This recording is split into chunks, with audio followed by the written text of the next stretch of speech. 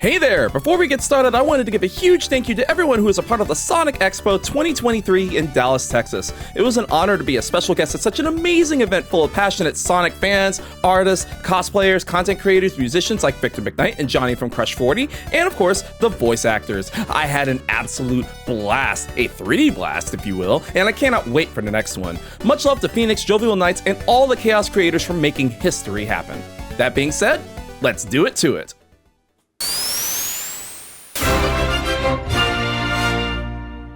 Hey everybody, I'm G. Welcome to the next level. I'm here at Sonic Expo 2023, and I'm so wonderfully honored to meet the Eggman, Dr. Robotnik himself. Oh, he's here hi. somewhere. Hello. There he is. There he is. Mike Pollock. Great to meet you, Mike. Thank you so much. Great to be here. Yeah, so welcome to Texas. Thank you. Welcome to the Sonic Expo. This has just been a wonderful weekend. What are some of your favorite experiences that you've seen here so far, whether it be here, times in Texas? Like, what are some of the best things that you've seen so far? Well, we had a dubious visit to Texas, the four of us, about 13 years ago.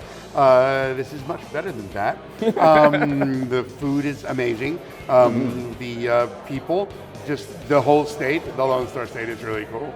And I would love to be able to come and see more of it. You know, I'm getting tips to see whenever I come back with a family one of these days. Outstanding. But it's a fantastic place to be. So I'm from Houston, so I've really come up the way through Dallas several times, and there's always something great to do in each one. I think the Sonic Expo, picking Dallas as the hub for it, is just an excellent place for that to happen here. Sure. What about your experiences, like specifically here at the Expo? What's been your favorite thing that you've seen or done so far? The love, the people in the love. This is horribly egotistical to say, but in a room full of Sonic fans, there's a lot of love. And I'm sure there's some not love, I've not seen that, but that's great. But just, I love you, you love me, where is...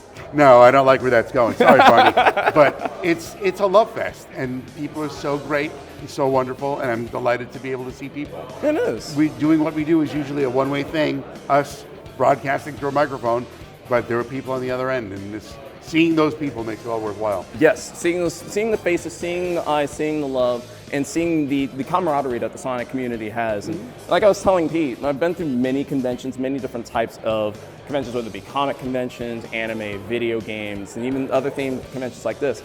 The Sonic fandom in the community is so incredibly passionate, unlike any other community, and it definitely conveyed in this weekend. And that's why, again, we're so thankful to have you here. You're really out of anything. Great to be here. Wonderful. Great to be here with people who get why I'm here. So let's talk about the Doc himself. Let's talk Please. about Eggman. Of course.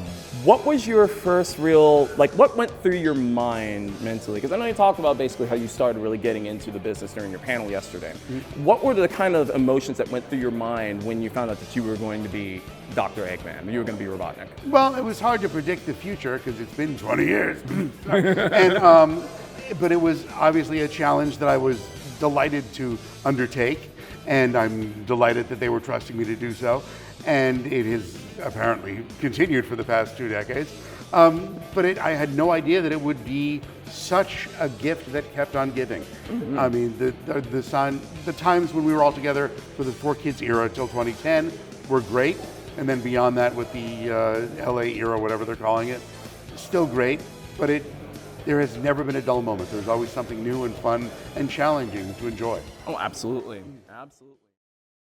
So you've done Eggman through so many different iterations of Sonic. I can tell you from my personal experience, I've loved all the Sonic cartoons and anime that have come through, but my personal favorite iterations of the characters in television form is Sonic Boom. That's the right answer.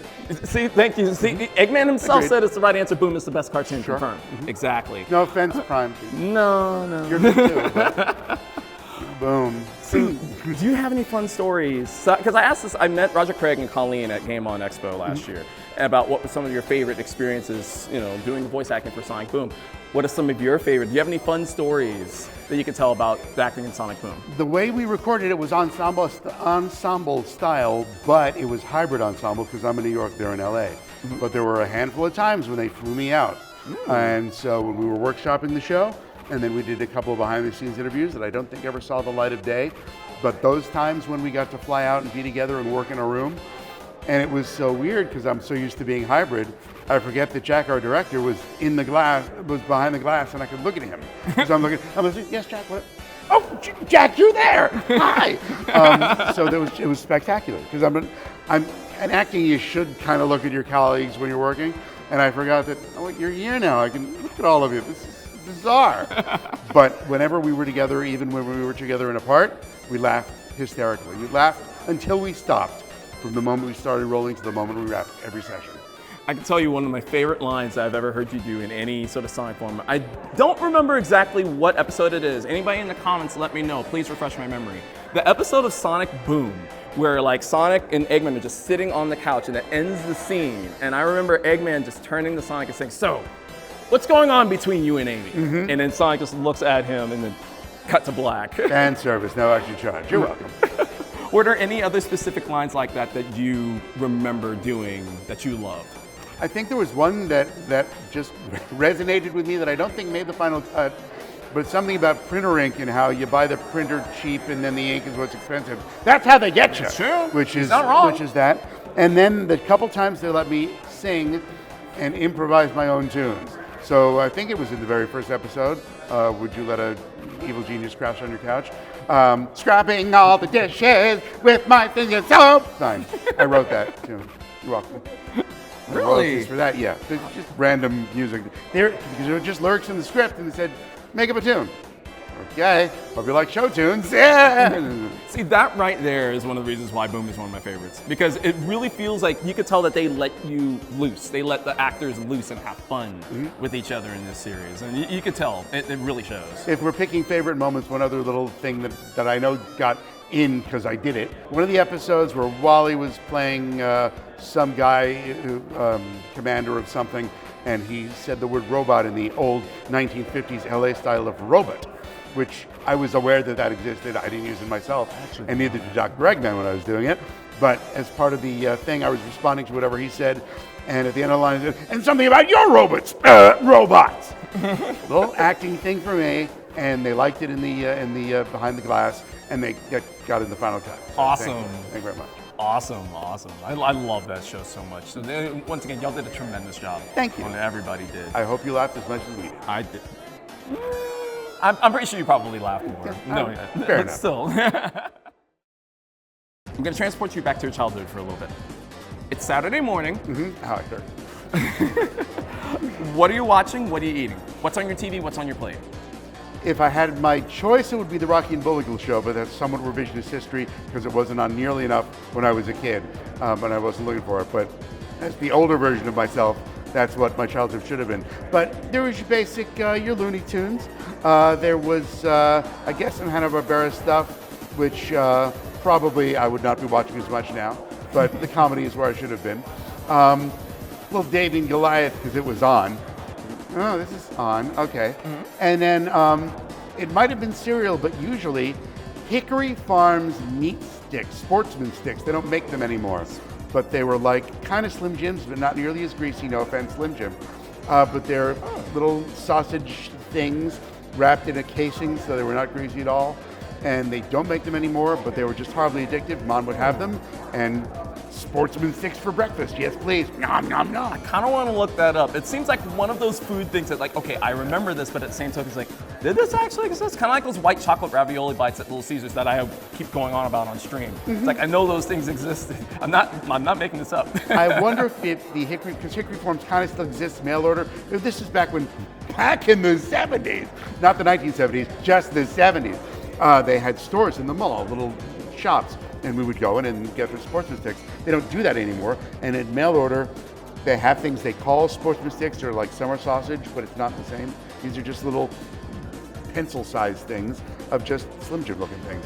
So if you can get those made again, yes please, I'll buy them. Hickory Farms, if you're watching, you have somebody who wants them. Free endorsement. I don't usually do that, but you know. Eggman certified. Well, Mike, thank you so much. Oh, sure. I really appreciate everything that you've done. Continue to keep being Eggman, being amazing, because he's one of the greatest villains of all time, and you're one of the reasons for it. Thank you. So, it's up to them. So for as long as they'll have me, fingers crossed. Indeed, I'll cross them with you. Please. Let people know on the internet where they can find you. I'm on It's a Mike at what used to be the X, formerly known as Twitter. I guess we have to call it. I'm It's a Mike on Facebook, more or less. Mike.Pollock on Instagram-ish. But Twitter is usually still the main thing. There's also Threads. Good luck with that.